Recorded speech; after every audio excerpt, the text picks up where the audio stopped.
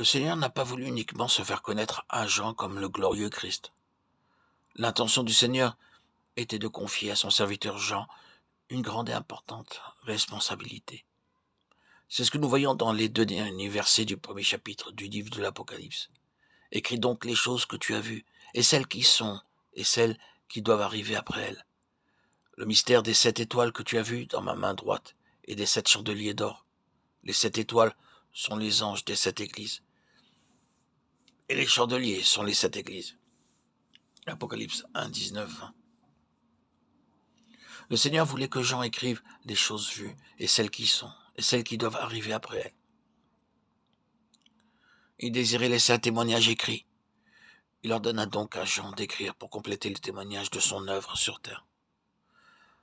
Les choses que tu as vues se rapportent à ce que Jean venait juste de voir.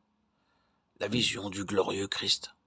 Les choses qui sont se réfèrent aux choses toujours présentes, qui englobent la période de l'Église. Car le Seigneur plus loin déclare que les 7 étoiles sont les 7 anges des 7 églises, et les 7 chandeliers sont les 7 églises. Le verbe « être » en grec est au présent. Il en est de même pour le verbe du verset 19. Les choses qui sont fait allusion aux choses de l'Église.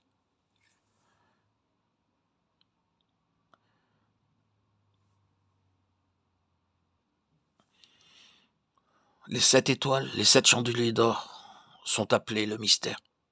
En tant que tels, ils ont une signification spirituelle. À moins que Dieu ne les révèle, nul ne peut comprendre les mystères que contient la Bible.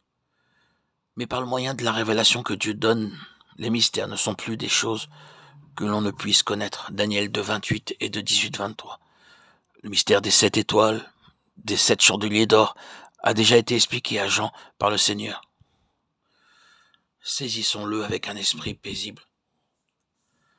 Le Seigneur tient dans sa main droite les 7 étoiles. Cela montre que le Seigneur exerce une pleine autorité sur ceux qui symbolisent les lumières célestes et qui doivent exercer leur responsabilité dans l'Église, où ils ont été placés.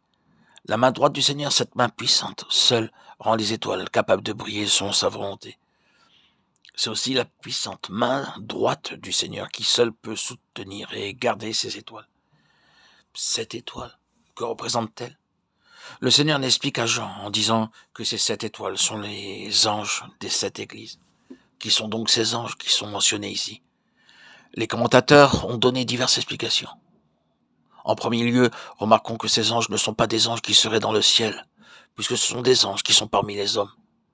Jean écrit aux anges des 7 églises. S'il en est ainsi, alors il est donc évident que Jean n'écrit pas aux anges dans le ciel. Ainsi donc, ces anges doivent représenter non pas des êtres célestes, mais se référer à certaines personnes qui sont dans les églises. Quelle sorte de personnes sont donc les anges de cette église? La signification du mot messager en grec est quelqu'un qui est envoyé. Ces anges ou ces messagers sont les représentants des églises.